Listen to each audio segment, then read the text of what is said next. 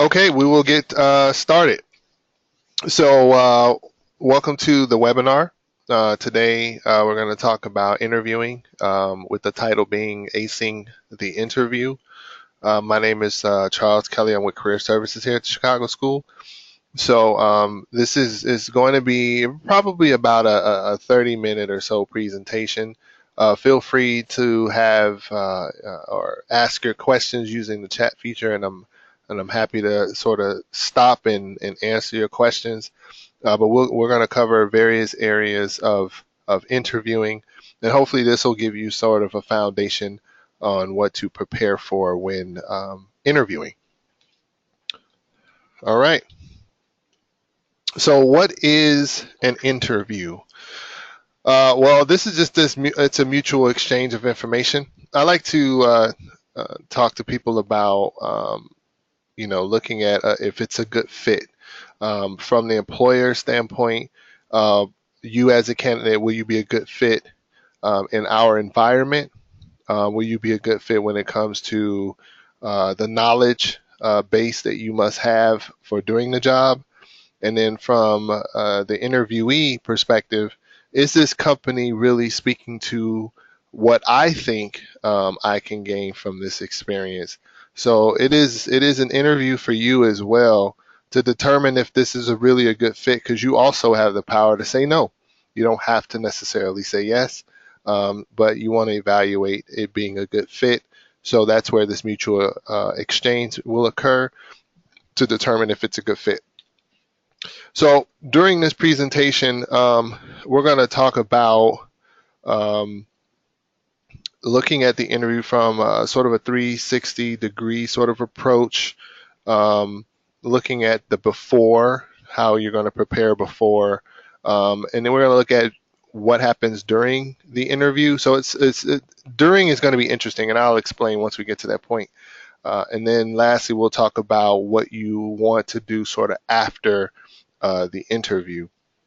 So before the interview, one of the things you want to consider is a self-reflection. You want to start to prepare yourself in looking at how you're going to tell your story, something that will be unique only to you, talking about how you are a good fit. Remember, it's about that mutual exchange. But so you want to be able to get to a point where you could tell your story.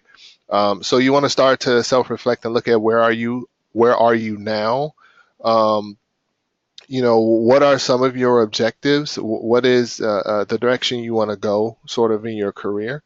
What energizes you? When you think about the self-reflection, sometimes questions in an interview will get you to sort of look at, what energizes you. How does what you have applied to relates to the direction you want to go in your career? Why is this organization a good fit for you, or why are you considering this organization, and why should they hire you? So consider a self-reflection of being able to tell your story.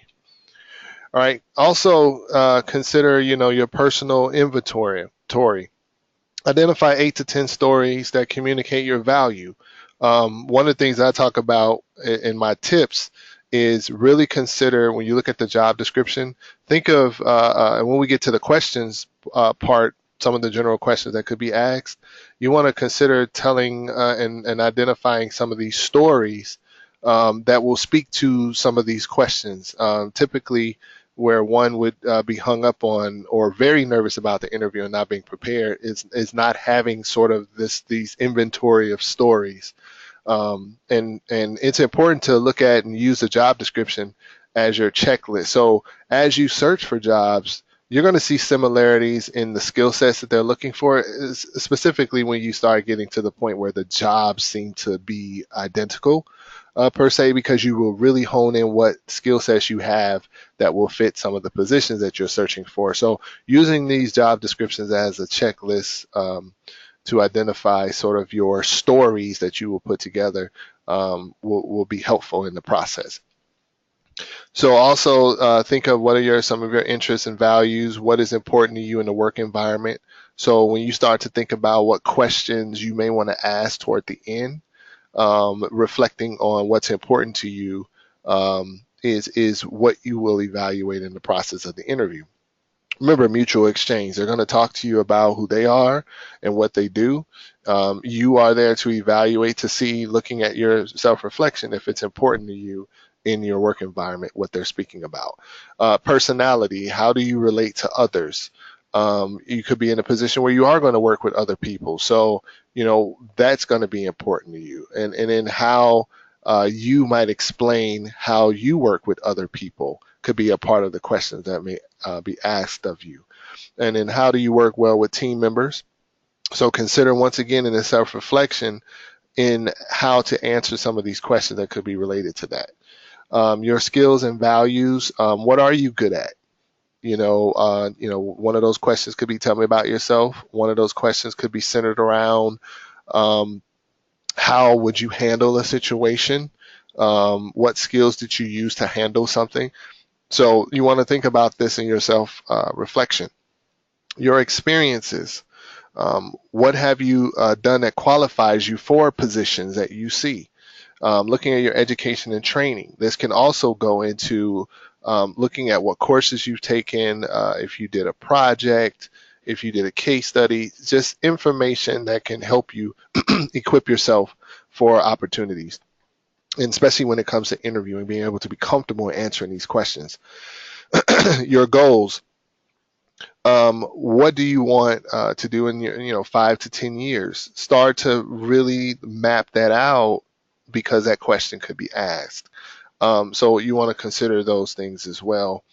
Um, and then define sort of your short and long range goals. And like I said, this is all an exercise for you to start to prepare in the process. So these are things that you want to do ahead of time.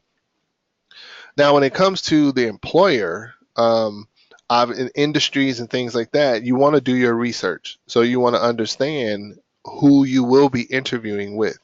Learn a little bit more about the company. See if there's information in social media that can help aid you in understanding more about this company. It is almost putting yourself as if you already are comfortable with this particular company that you're going to be interviewing with.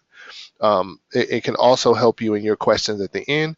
It can also help aid you in answering the questions, because you really have an idea of sort of like the mission, the values, some of the internal tools, some of their external constituencies, or how they work, their social media presence, being active in their social media presence. It'll help you be more comfortable, and when you're answering your questions, it can sort of relate. You can see yourself working for this company. So research is going to be important, and it adds to you being very comfortable when you're going into an interview. So now we're going to sort of transition to during like the day of the interview. So what I want you to consider is, you already have this interview. Let's say you are already aware of what type of interview, where you're going to meet and things like that. And so I'm going to give you different scenarios of the types of interviews, and what can occur the day of the interview. And you want to consider preparing yourself for that. Okay. Because these, if I just go and present the slides as is, there could be a little bit of confusion, but the reality is start to consider, here's the day of the interview and you're preparing yourself for it. Okay.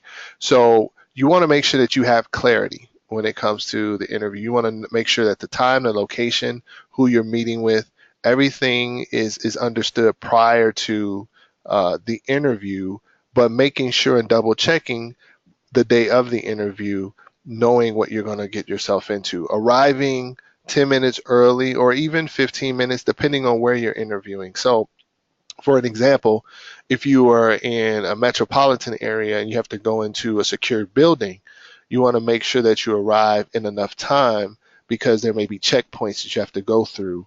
And that's usually not allocated in the time that one is thinking of making it to the floor that they have to go to, for example. And so you want to really make sure that those you're able to get through the checkpoints and make it to your interview on time.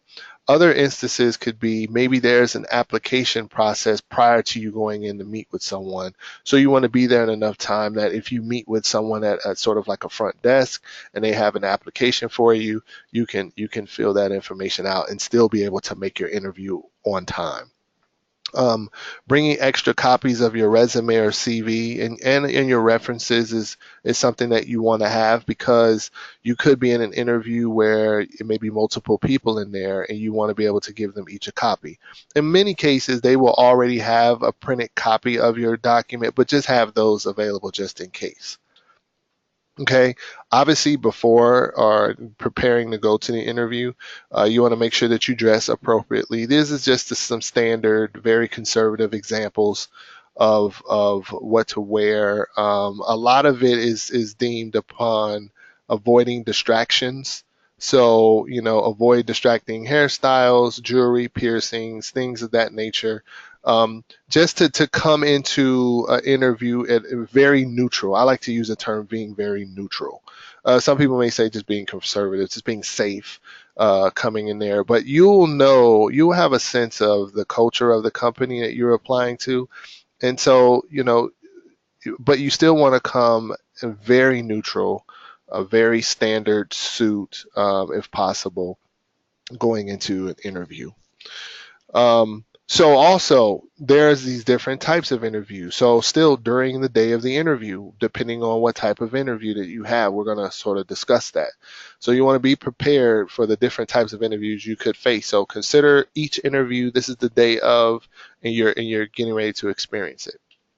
So there's what is the traditional interview. So it's usually just an individual interviewer. So it's you and another person exchanging information. A series of questions can happen during this exchange, but once again, it's still about a good fit. Usually in the one-on-one, those can be a little bit more comfortable, right? Because it's traditional. It's usually what you expect when you come into an interview is to sit down with one person and just sort of discuss. Usually, it is with the hiring manager, or definitely who could potentially be your supervisor is usually who you're going to meet with on a one-on-one, unless there is a sort of a three-step stage, all being traditional face-to-face interviews. Then you might meet with different levels of people within your department or the company before a decision is made. So this is usually, like I said, it's very traditional, very common. Nothing usually to fear here. You can sort of read someone really quickly because you're in a room with that person. And they represent the company, the position, and they have the authority to sort of explain to you a little bit more about it. So this is usually what people experience in an interview. Then there is the phone interview. So phone interviews can typically be like your first round of screening. Um, so this is usually the questions are very general, preliminary, just sort of we want to see who you are and if you are still a good fit, going to the next step. So knowing that you have a phone interview speaks toward that the company is interested in you. They've already chose your resume over others, and now they want to start to move you through the process. A pro to this is, and there's relatively more pros than cons, is that you can use notes. You have your notes in front of you. You have things you can refer to. You can sort of drift off. You don't have to worry about eye contact. Dressing the part is something that is not important because no one is really seeing you. But I like to take more of the approach of, even on the phone interview, presenting yourself unseen as if you were present in front of someone. One is because you want to make sure you still have proper posture, because your sound, your voice can be a reflection of your posture. You want to make sure that you are in a distraction-free zone. So you want to make sure that you plan accordingly, that if you're going to take a call, especially if it's on your cell phone, that the signal is strong, or that you won't have that distracting noises in the background. So you want to make sure you do prepare yourself for that. if you're using a cellular device, like I said, maybe a negative to that is that your signal is not good. But you want to make sure that, if possible, either a landline or making sure your signal is really strong. But like I said, you can prepare for this interview, have your notes in front of you. So that's a good thing about these. Skype interviews using technology. There, if you are looking to work in another state, this could be an alternative in the face-to-face interview process where no money is exchanged, or the company paying for you to come and interview, or you having to pay your own dime to show up to an interview. So Skype interview is something, or virtual interview is something that is common. Once again, you want to make sure your connection is strong because you don't want that interruption. You want to make sure you have proper lighting. You do want to dress the part. Usually it is neck up that they're seeing. So you want to make sure that you look presentable as if you were directly in front of someone, but your lighting and your sound check, you want to make sure that everything is clear as best as possible. And then make your background very neutral. You don't want anything that's too distracting when it comes to this type of interview. Still very general interview. This could be either a traditional one-on-one. You might have other people in the background. So really consider, who your audience may be, but be very neutral, be very professional. Lighting is correct, and your audio is correct. So make sure you have that. A case interview. So this is more of a specialized interview, focusing on a specific issue, problem, challenge. Make sure that you ask your clarifying questions to be able to address whatever it is that you're solving. In this sort of case interview, you want to make sure that your answers are structured when it comes to this part of the process. And in this process, usually the interviewer wants to see how you think. So it's more of here's a case, a scenario. Let's see how you work through this. But before you work through it, like I said, make sure that you have your clarifying questions to make sure that you can address it appropriately. It's not always, here's a tip, it's not always about the right answer. A lot of times it's just how do you think your way through a particular process. And usually the case is going to be designed around the job or the company. So going into it, you're preparing yourself on understanding the culture as much as possible of the company. What skill sets you need to have when it comes to the position. So when answering it, you will answer it as if you were in the role for that particular company. So it's not always about being right, it's how you think through sort of this process. Group interview. So you might have to prepare for a group interview. So that is typically you are part of a group of candidates. You could all be competing for a position. Employers may use this as a strategy just to move more people through the process. And then also could be evaluated just to see, how you work with other people. What are you reflecting when it comes to how you manage who you are and answering questions around other people. But the important thing about a group interview is, I think it's important to follow the rules. So the last bullet really should be the first, in my opinion. You want to really follow the rules of how this sort of interview is going to happen. So you have a bullet here, lead first and follow, depending on what the rules are. If it is sort of like a game show, who can answer the question first, obviously I think lead first and follow will most likely occur. But the lead first can also mean how unique your answer is pertaining to whatever the question is about. Even if you're the third person answering the question, you all can be asked the same question. You're the third person answering it. Maybe there's, in addition to what has already been said, you can add, which can put you in the lead of answering a question per se. Make sure you really listen and pay attention to people who are around you, because in group interviews, you could feed off of each other in your answers, and that could be what the employer wants to really see. So are you listening to the other people in the room as well as the person asking the questions? And then being aware of your body language. It could be uncomfortable. It could be a frustrating situation where you have this great answer in your head, but someone else answered it before you, and you might your body language may speak frustration. You don't want that. You want to make sure you manage that. That's just a scenario, but manage that language and keep it positive, um, as if you're inviting others to be in the same space, and you're comfortable in this environment. Okay, so then you can have a panel interview. I've had these before. You're sitting in a chair, and then there's a bunch of people around you. It can be scary, because you're dealing with multiple personalities at one time. Um, you know, let's say if looking at this example, there's four people and it's just me. One person could have a really, really bad morning if I'm interviewing in the morning. The others could be fine, but the energy that you're getting from that person can be challenging. But you want to make sure that you're prepared for understanding that you're dealing with answering questions to multiple people. So know who is in the interview. So you're observing your environment.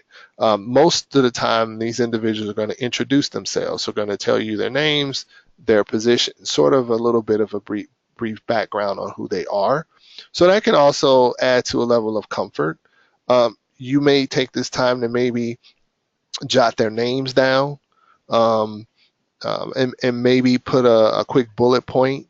And in an interview, you can ask, if it's okay if you take notes as you go along, because there may be things you want to pick up, or you might prepare questions prior to coming into an interview, and you might check them off as they are being answered during the interview. And usually, what's remaining is what the questions you'll ask. We'll get to that point, but establish eye contact. So whoever asks you a question, you want to initially give them the first contact in answering that question directly, and then your eyes will sort of flow to everyone else, including them into your answer. And you'll do that for each person. Um, so establishing that eye contact will be important. Okay. All right. So different ways to communicate. So whether you're in a one-on-one traditional interview, um, I talked about a phone interview where your posture um, could have your voice sound differently if you were sitting upright. Being in a panel or sitting in a group, your different forms of communication could be very important and vital to someone evaluating a goodness of fit. All right, so um, your verbal communication is what you say. So the words you choose, then you have your vocal, so how you say what you say. The volume, maybe are you excited when you talk versus are you monotone? Um, are you bored? There's different inflection or volumes that you will have in your voice when it comes to answering questions, when you're nervous versus when you're comfortable. Visual, what you look like, your body language. One of the things that I do, is if I'm preparing for an interview myself, and then this is what I advise, it's pretty old school, but it's something that I think really works, is start to answer questions looking into a mirror.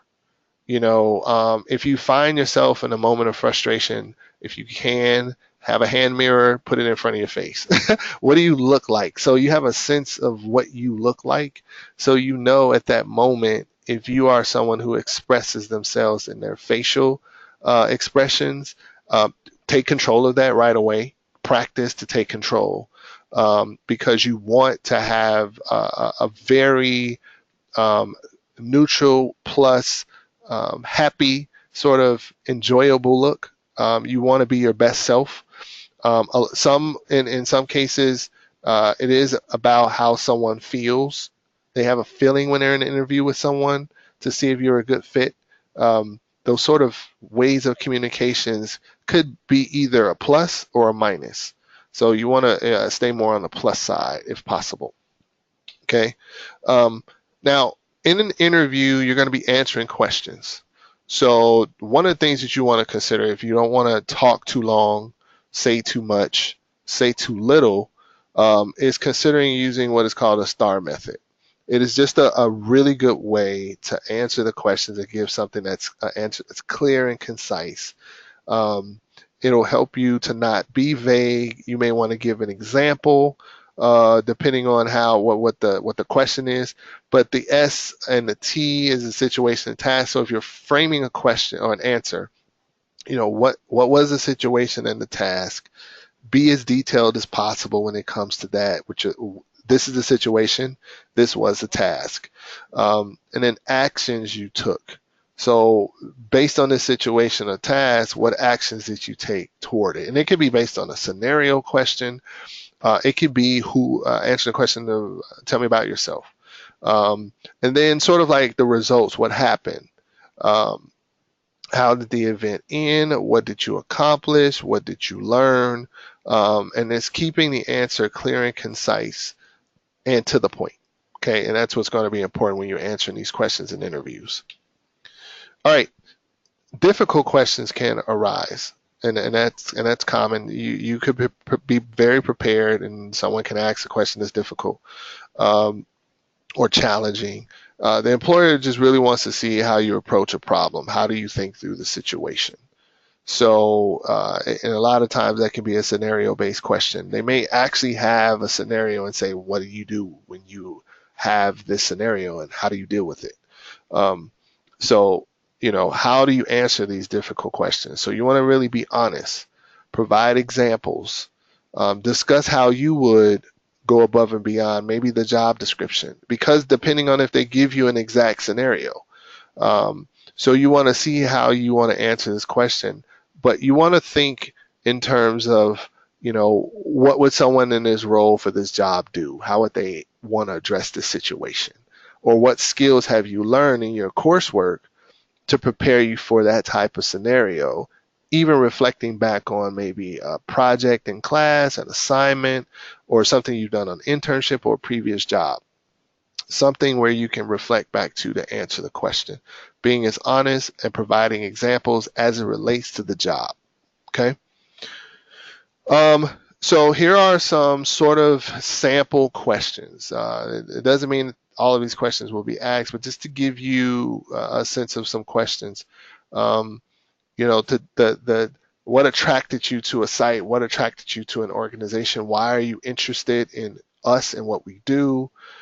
Tell me about yourself. This is a huge one, your strengths and weaknesses. Usually, people will have a strength or two, and their weaknesses is usually shaky. One may assume that if I tell a weakness, that may be negatively reflecting on me in this position. But I'm one who believes in you want to look at your weakness and how it made you where you are today or who you are today, or how it enhanced your skill. Um, interviewers love to hear how you work through a process, or if you're someone that will take the initiative on a weakness. Taking that initiative can be a skill set that they want you in a particular position. They want someone who's going to take initiative. So consider that. This is more clinical, theoretical orientation, or, what do you hope to learn here types of questions. In addition to what I was talking about when we first began the presentation is in your reflection, what are some of your goals? Where does this job fit in your goals? Um, research, if that's one of the questions. But scenario based question. Tell me about an ethical dilemma. It's just a scenario question, but it gives you an example of the types of questions that can be asked. There are questions that can be illegal. Employers may not ask you about these things here, what's listed here. With the legal questions, you can either answer them, you can refuse to answer the question, or examine maybe some of the questions for the intent, and maybe respond with an answer as it applies to the job.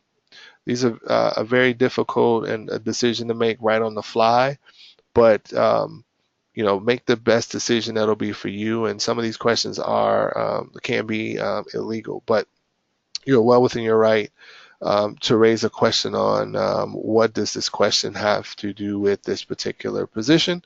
And if you can explain that to me, I am happy to then answer if possible.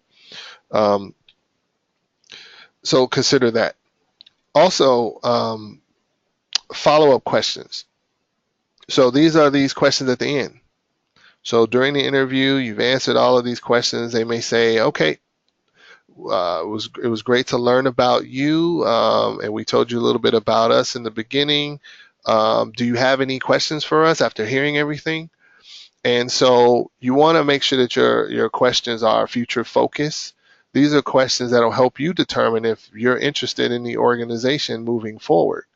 Obviously, they're going to tell you what are the next steps in the process, but you want to make sure that this is a yes. So if they come back to you, you know that this is a yes to this job versus it's something that you really got to think about, or it's something that you might decline. So some questions to consider is looking at, how would you describe your company's management style? Some people would say, well, Charles, what kind of questions can I ask? So just consider what is important to you. So management style, culture,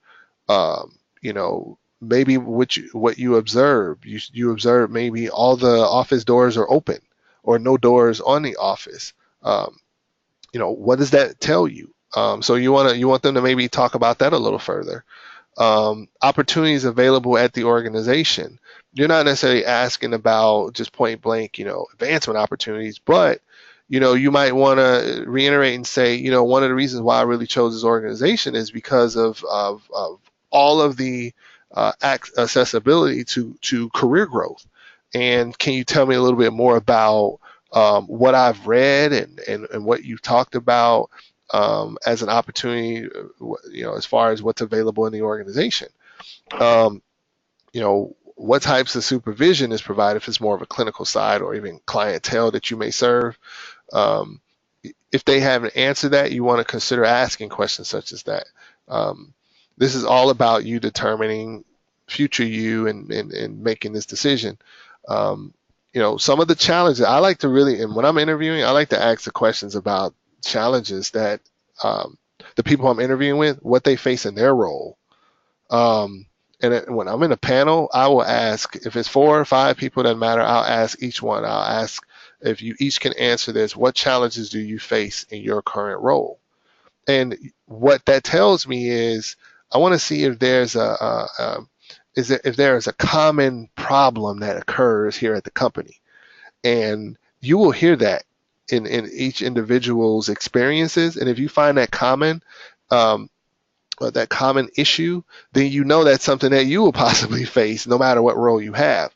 So, and then also it helps you learn a little bit more about them and how they work through their challenges based on the culture of the company. So I love to ask that question. But you want to make sure you have these questions at the end. Also, making sure that they clarify what the next steps of the process is. Are you expecting to get a call? Are you expecting to get an email? Um, what are the ground rules when it comes to follow up? They may say, hey, if you have additional questions, feel free to contact us. Do they really mean that? If you do have additional questions, would that be negatively reflecting on you, or is that actually welcoming and positive? So you want to make sure you get that clarification of the next steps in the process. Okay. Feedback. So after an interview, I think you should sort of journal your reflection. I think let's take a scenario. Let's say if you drove, or even if you took the train, doesn't matter. Find a quiet place immediately. So like if I'm driving to an interview, I'm going to make sure when I go back into my vehicle, I might sit in my vehicle for a quick 30 minutes before I take off.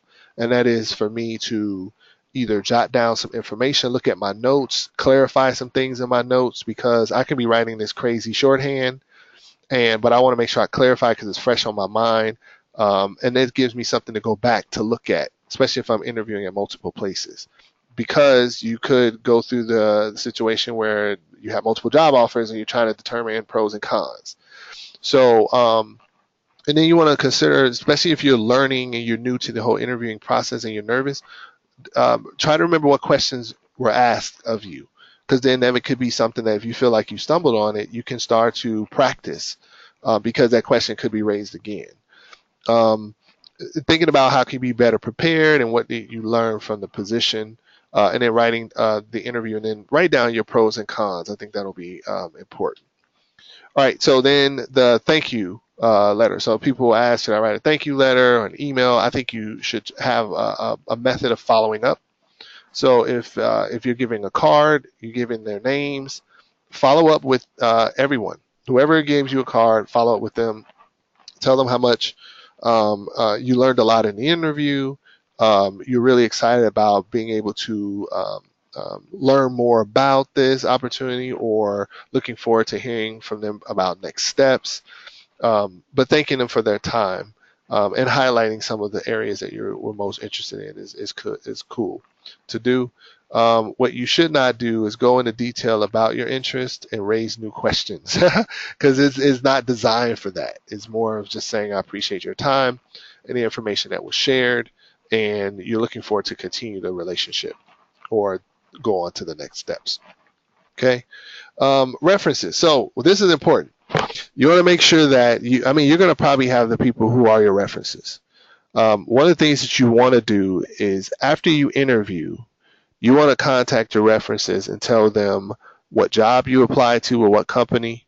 You can send them a job description. You can even send them a brief some questions that were raised about you in an interview. And that way, if they were going to be contacted, that they are, when they answer the call or have to answer an email, they know exactly what it was that you applied to. And then they can speak to exactly how they work with you or why they are referring you, or a reference to you. Okay. So this is just saying, considering who you want your references to be, but make sure that they do have your updated CV or resume and the job description, so they just are aware to answer the questions. All right, so some common mistakes that can occur. Not preparing properly for the interview. So I talked about earlier in the presentation what you want to do in reflecting and preparing for the interview. And all of that preparation will help you to not arrive late. Hopefully you prepare your travel. If you have to even test drive, if you're not familiar with an area, or if you're taking public transportation, make sure that you're very comfortable with the route that the public transportation will give you. And if they're giving you times, you still want to make sure that, maybe you arrive earlier. If there's a coffee shop in the area, that could be a block or two away if you're using public transportation. Get there a half an hour earlier, arrive at the coffee shop, kind of relax, catch your bearings, and then knowing that you have like a 10-minute walk from there, or something like that. So you want to make sure that you prepare.